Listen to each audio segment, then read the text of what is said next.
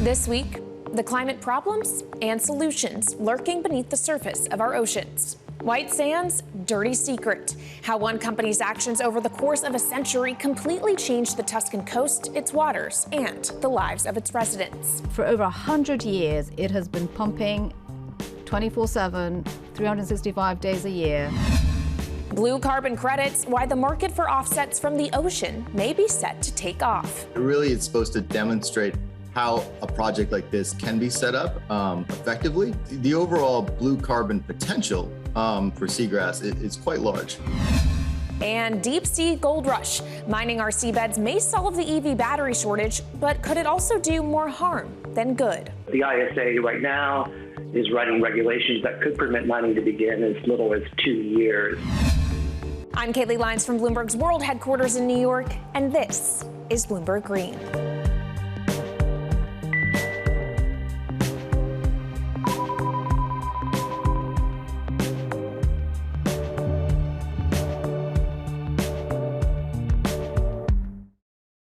Oceans are the lifeblood of our planet. They cover more than 70% of the Earth's surface, producing over half of the world's oxygen. Yet, they are under threat. Human activities are responsible for more than 80% of sea pollution, causing drastic changes in entire marine ecosystems. So, in this edition of Bloomberg Green, we outline the scale of the problem facing our oceans, the problems of plastic, overfishing, and how companies dump waste into our summer holiday spots while governments turn a blind eye. But it's not just a sea of problems. We are also increasingly turning to the ocean for solutions. We'll speak to a Virginia professor who is making forests underwater as part of a nascent blue carbon credit market. And our investigative reporter Todd Woody talks to us about the so-called silver bullet to the metal shortage, deep sea mining. Is it really all that it seems? But before we get to all of that, our Christine Lee Edwards outlines just what is at stake if we don't fix our oceans. Global warming presents the greatest threat of all, causing sea levels to rise and fish populations to decline. Scientists estimate that over the past 30 years, the oldest and thickest ice in the Arctic has declined by a stunning 95%. The environmental impact is severe, but it's bad for the economy too. The melting Arctic could add nearly $70 trillion to the global cost of climate change, according to new research published by Nature Communications. Our single-use plastic addiction is making things worse. Researchers estimate that plastic flowing into the oceans will triple by 2040. Other human activities such as overfishing and industrial waste discharge are further destroying marine ecosystems. The recent IPCC report estimates that climate-induced declines in ocean health will cost the global economy $428 billion per year by 2050 and $1.98 trillion per year by 2100. For centuries, we assumed that our oceans were limitless and immune to human impact. It's only recently that we've realized the extent of the damage. We now know that about 85% of all oceans have been adversely affected by man-made activity, whether that be through oil spills, heavy shipping, or the effects of climate change. And yet today, only 3% of our oceans are considered protected. So what's the solution? Nonprofits like Ocean Cleanup are pulling plastic out of the seas, while government quotas and regulations can be implemented to call a halt on overfishing and waste dumping. But in an ecosystem as interconnected as the ocean, only coordinated action from nations and corporations around the globe can succeed. Our Christine Lee Edwards there.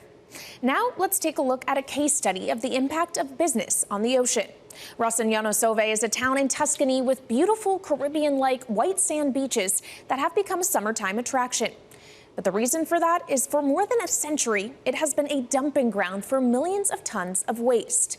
We look into how the alleged environmental implications of its faux Caribbean beaches and what's causing them to look that way is increasingly stirring controversy among local activists, in the courts, and even in markets. Our Quick Take team investigated. Solvay is a multinational chemicals company based in Brussels, Belgium. It's got a market value of far over 10 billion euros. It's operations all around the world. And this is a plant that makes soda ash, an ingredient in glass, and it's used for other things. And essentially they take local limestone from quarries and bring it in and pulverize it. Well, essentially, what is being discharged are tiny, tiny particles of limestone mixed in seawater. And that is what is making the beach, in part, that color. Their position is they take locally quarried natural stone and they put it through their plant, and that the totally natural sandy byproduct is just pushed out to the sea, where it does a terrific job contributing to the environment by helping the beach not fall victim to erosion. But the process itself of pulverizing the stone unlocks natural metals, minerals that are inside the stone. Arsenic, mercury, zinc, lead.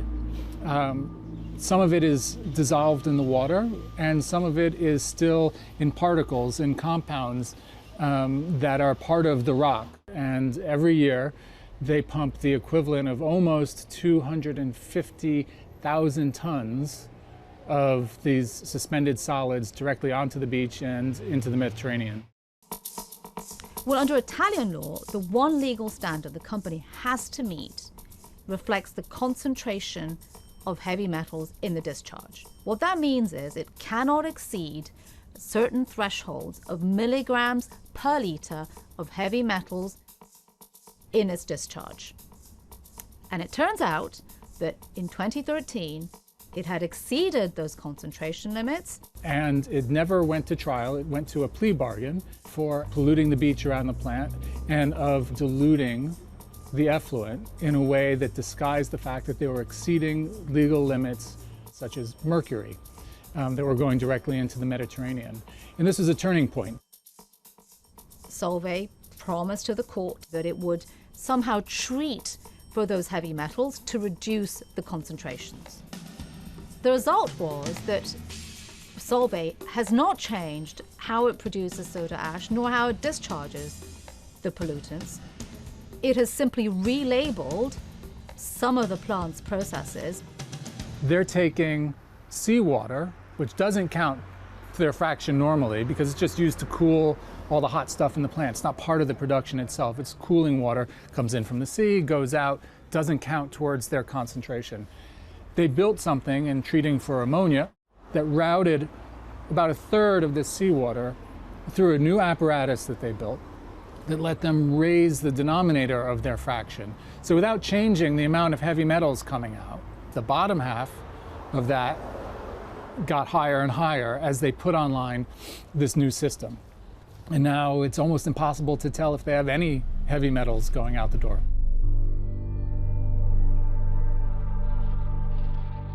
The company is very straightforward. We asked them, have you reduced the amount of heavy metals? And they said, no, nothing that we've done reduces the concentrations, increases the concentrations, unchanged. But what they have done is accounted for water differently. Well, in an email exchange with us, the company asserted that the Italian court never determined that the crimes were committed.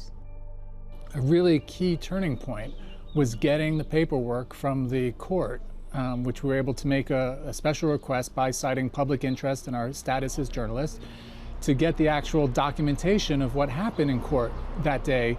And it says by how much. Mercury limit was exceeded by 6 times over, 50% over, 30% over. That having these raw numbers and then going back and seeing it's never been in any of their filings to shareholders. They've never described it that way. They don't really ever talk about it, and it seemed like it was kind of an important moment. And so we knew that we were seeing a difference between what was being presented to the public, being presented to investors, and the hard documentation. And that hard documentation had never come out before. The idea that this is going on 365 days a year with no attempt to hide it. There's no wall behind which you need to peer. There's no boundaries around this trench that literally goes into the sea. And, you know, in the summers, I've seen it with my own eyes. There are people literally bathing right on the ditch, right where the discharge enters the sea. The water is a little bit warmer. Perhaps that's what attracts some of the bathers. La mortalità per tutte le cause, no? È in eccesso a Rosignano sulla Toscana di 13,53 punti. La mortalità dell'apparato genito-urinario di 2,60 punti circa. La mortalità per tumore alla mammella nelle donne oltre. You don't get close to this plant without somebody knowing who you are, what you're doing, and making you feel a little uncomfortable about being here. I think the trouble with regulation, as we found, is in part the disjointed nature. On the one hand, you have the courts. They enforce the law, they prosecute. On the other hand, you have the Environment Ministry, which is now in charge of regulating and allowing Solvay to operate a plant. It wasn't clear to us just how much communication there was between, for example, the courts and the Environment Ministry. We know that prosecutors are looking at Solvay again, so it's not clear what the basis of their investigation might be, how advanced, and who it might be focusing on. Another important turning point was the entry onto the scene of Bluebell, an activist investor group based in London. And every year they pick another target and buy one share. In this case, they bought one share of Solvay, and they went after the company for its Italian plant.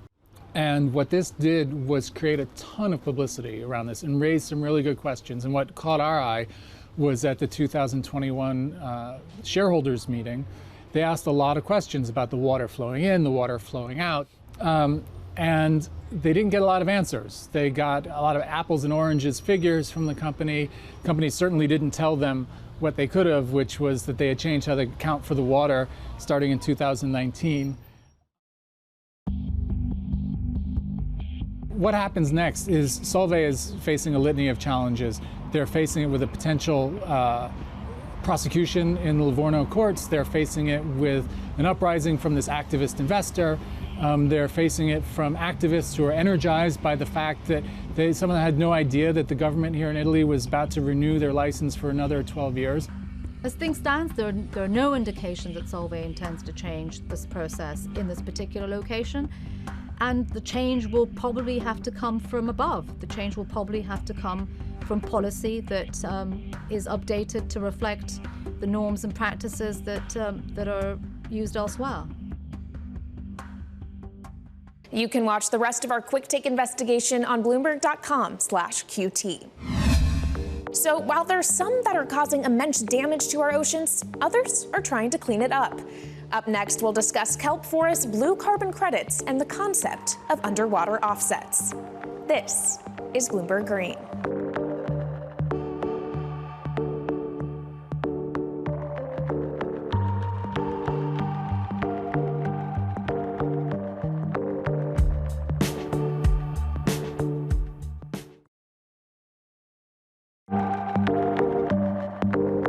Welcome back to Bloomberg Green. I'm Jennifer Zabasaja in New York, and here is all the climate news you need to know this week. There may never be a new refinery built in the U.S. despite surging gasoline prices. This as policymakers move away from fossil fuels. That's according to Chevron CEO Mike Wirth told Bloomberg TV that his personal view is that due to the green policy push, there won't be any new refinery construction in America. Take a listen. Building a refinery is a multi-billion-dollar investment. Process. It may take a decade. We haven't had a refinery built in the United States since the 1970s.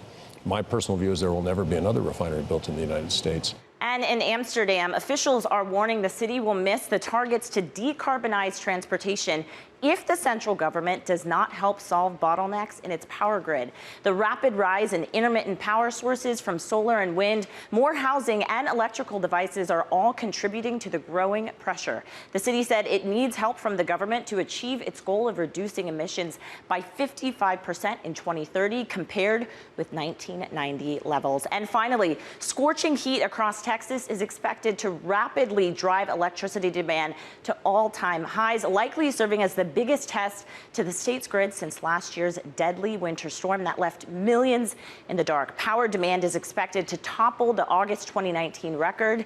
And that is your Green Brief. Kaylee, we know that there's a lot of power grids across the U.S. that are really going to be facing a lot of pressure this summer. Yeah, and Texas has been so emblematic of that. Back in 2021, it was cold temperatures that was the problem, and people literally were freezing to death. now heat is something else that Texas is going to have to grapple with as you try to heat a building or cool a building. It takes a lot of power to do that, and this is a persistent problem that Texas and other states are going to try to have to solve. Thank you so much, as always, to Bloomberg's Jennifer Zabazaja. When people mention carbon offsets, they think of protected rainforests and woodlands. But what about oceanic forests? Over the last 2 decades, scientists in Virginia have spread 70 million seeds in the bays there, restoring thousands of hectares of seagrass. Now, the Virginia Nature Conservancy is turning those underwater jungles into cash. Joining me now to discuss this and the potential scope of future projects is Chris Patrick, Virginia Institute of Marine Science Assistant Professor and Director of the SAV Monitoring and Restoration Program. Chris, thank you so much for being with me. First, let's talk about SAV, submerged aquatic vegetation. What exactly is it and why is it important? Great question. So submerged aquatic vegetation, these are vascular underwater plants, just like the plants that you're going to find on land, but they live underwater. And so this includes everything from plants like wild celery that you'll find in the rivers, the freshwater rivers, all the way down to the coastal systems where you're going to find seagrasses. So those are all the SAV, and they're important for a wide variety of reasons. Just to run through some quick ones, they provide habitat and support fisheries because they're it's called nursery habitat for juvenile fish and shellfish.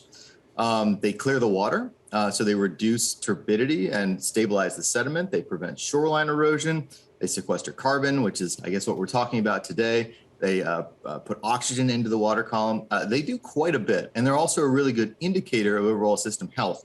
And so in the Chesapeake Bay, they're one of the core indicators of how the bay restoration is doing.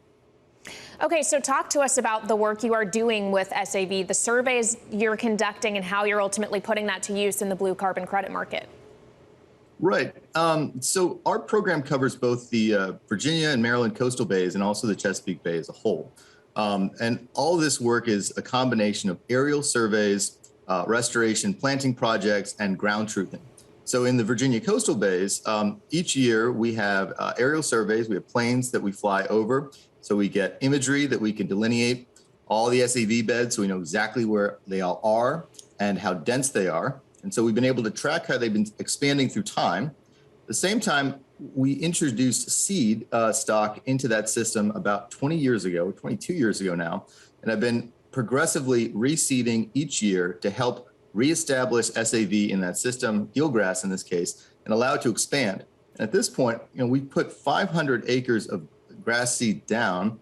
We have 9,500 acres of eelgrass now in that system.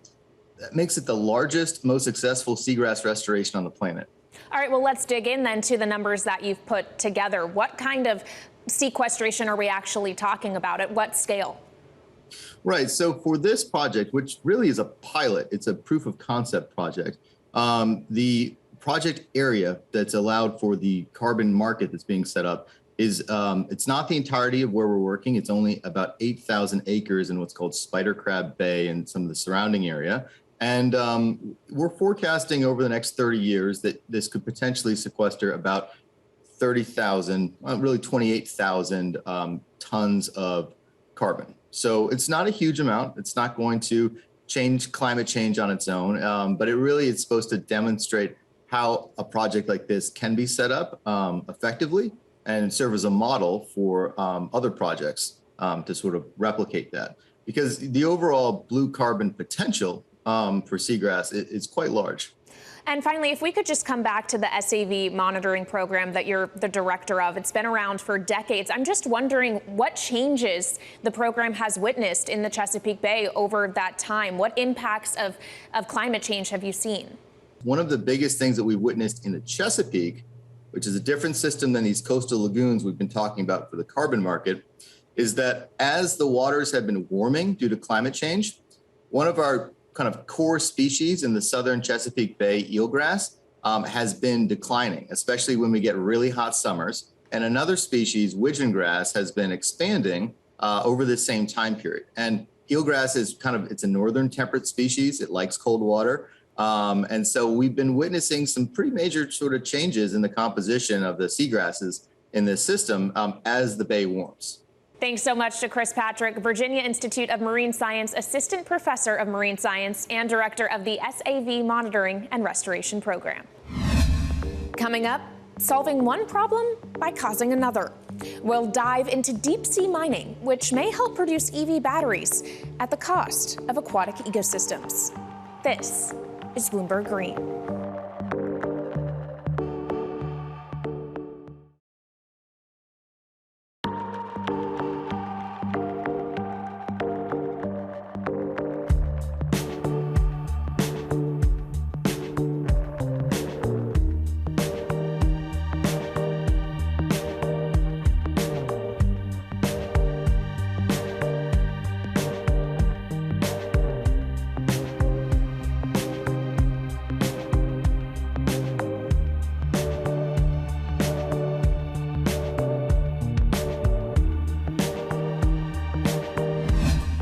From Bloomberg's global headquarters in New York, I'm Kaylee Lyons, and this is Bloomberg Green. Last edition of Bloomberg Green, we discussed reforms intended to make the mining industry more sustainable. However, there's a nascent industry within mining that may need new regulators altogether. Alarms were ringing when the head of the International Seabed Authority appeared in a promotional video for a mining startup trying to harvest minerals for electric car batteries from the bottom of the ocean. More alarming still is the unknown impact this mining could have on deep sea ecosystems and habitats. Joining me now is Todd Woody, an environmental journalist covering the climate with us at Bloomberg Green. So Todd, first, can you tell us what it is about deep sea mining that may do damage to our underwater ecosystems? About 75% of the species that have been discovered in the deep sea are new to science. They think another 75% have yet to be discovered. So before mining begins, the idea is you're supposed to have an environmental baseline data about what the impact will be so you can craft regulations to minimize that impact. The problem is we have very little data. And how would that impact potentially our global ecosystem? Scientists are still unraveling the impact they have on both the global carbon cycle and climate change. So the fear is if you have mass industrialization of the seabed, before we know what those connections are, you could have irreversible impacts. These mining companies, the operations of deep sea mining, it's on hold for now. What will companies do in the future? Will they continue to help preserve underwater ecosystems, or is it likely that because we need cobalt and nickel and all of these other materials for batteries for EVs, that sparks a U-turn somehow? And right now, mining companies are only permitted to explore or prospect for minerals under exploration contracts. But the ISA right now is writing regulations that could permit mining to begin as little as 2 years. This is because a small Pacific Island state called Nauru triggered a rule that requires them to complete regulations within 2 years and allow mining to go forward regardless if sufficient safeguards are in place. Okay, and to get those guards, those regulations in place, do you first have to see reform of the ISA? International legal experts believe there needs to be institutional reform of the ISA so it fulfills its mandate to protect the deep sea ocean ecosystems. The ISA operates, much of the operations are behind closed doors, so it operates in secret, so there's very little accountability, even to the member states. All right, really interesting. Thank you so much, Todd Woody. He covers the environment for us for Bloomberg Green. So from deep sea mining to kelp forests, our oceans are both a victim of and a possible solution to climate change.